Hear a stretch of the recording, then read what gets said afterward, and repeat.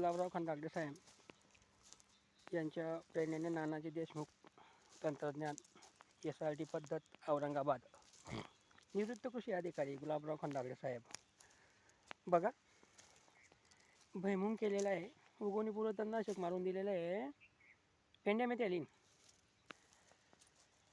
आणि तुम्ही बघताय का काडीची जी कपाशी होती ना ती कपाशीची कुट्टी करून घेतलेली आहे आणि पसरून दिलेली आहे. बघा तुमच्या लक्षात येईल कदाचित की बघा कचरं जसं आहे का सेंद्रिय कर्ब वाढावा म्हणून सरांच्या सांगितल्याप्रमाणे बघा एक ठिबकच्या नळीवर 3-4 पेरून दिलेली आहेत आणि उगवणीपूर्व तणनाशक पेंड्यामेथिलीन मारून दिलेलं आहे आणि आता MEG थायपर मारून द्यायचे आहे. MEG थायपर मारलं की काम झालं म्हणून समजा. हे बघा आणि कपाशी आपलं घरचं ट्रॅक्टर असल्यामुळे काय केलं माहिती आहे का, ठेला लोकांकडनं काड्या उपरून घेतल्या आणि कुट्टी करून घेतली आणि शेतात पसरून दिलेली बघा. तर का म्हणून सरांच्या सांगितल्याप्रमाणे सेंद्रिय कर्ब वाढावा म्हणून बघा 20 किलो पेरलेलं आहे. कदाचित 1 बिघा 1.25 बिघा क्षेत्र असेल कदाचित. सरांच्या प्रेरणेने चालू आहे आनंदात. लोक म्हणतात खेती करे धन का नाश. सरांनी ती मन खोडून काढलेली आहे आणि सांगितलं तन देई धन. तुम्हाला मी भुईमुगच्या प्लॉटमधून तुम्हाला आता बाजरीच्या प्लॉटमध्ये येतो. सरांच्या सांगितल्याप्रमाणे बाजरी पेरलेली आहे, एका नळीवर 2 चाचं. इथे पण तसंच केलेलं आहे.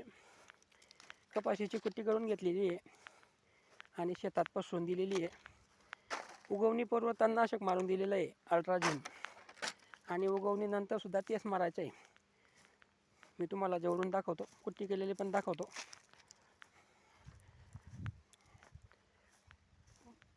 कसे असतात लोक बघा, कोणी कोणाशी बोलायला तयार नाही आहेत आणि निवृत्त कृषी अधिकारी आहेत आणि त्यांना तळमळ आहे की शेतकरी नफ्यात आला पाहिजे, शेतकरी तोट्यात गेला नको पाहिजे.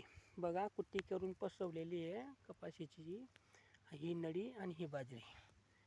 बघा तुम्हाला अजून व्यवस्थित तिथे उतरलेली ना ते दाखवतो. कोणी कोणाशी बोलायला तयार नाही आहे आणि सरांना तळमळ आहे की शेतकरी राजा खड्ड्यात नको गेला पाहिजे ना, नफ्यात आला पाहिजे. मजुरीमुळे शेती परवडत नाही, लोक किदरून जातात आणि नको ते ऐकायला भेटतं. चला काही हरकत नाही, पण सरांच्या म्हणण्याप्रमाणे तन देई धन. तण मोठं होतं आहे ना तर पीक बी होईल, काही हरकत नाही. बघा ही बाजरी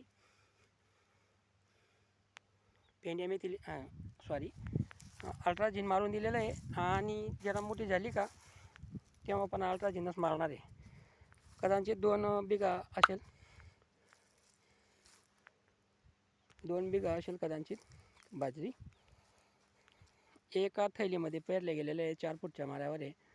बघा सरांच्या सांगितल्याप्रमाणे तिकडच्या साईडला गहू पण पेरलेला आहे आणि तिथे 2 लाईना मूग पण पेरलेला आहे. तुम्हाला मी आधी व्हिडिओमध्ये सांगितलं की मी उडीद, मूग, चवळी, कडधान्य घराला लागेल तेवढं बरोबर पेरलेलं आहे आणि 3 वर्षापासून लालूच लागून गेली. सरांच्या सांगितल्याप्रमाणे 3-4 वर्षापासून कदाचित करतो आहे आणि कमीत कमी मजुरी लागते, जवळजवळ 0 मजुरी लागते.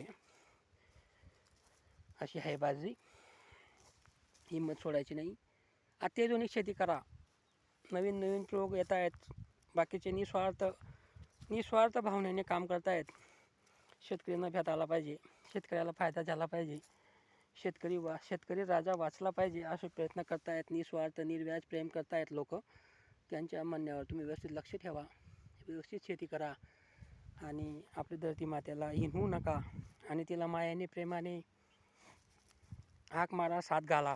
तुम्हाला ती बरोबर खायला देईल आणि तुम्ही नफ्यात याल. आणि तन देई धन या म्हणीप्रमाणे आपण नेहमीच नफ्यात राहू अशा देवाकडे चरणी प्रार्थना करू आणि गुलाबराव खंडागळे साहेबांचा आभार मानू आणि त्याप्रमाणे शेती करू. काही हरकत नाही. जय हिंद, जय महाराष्ट्र.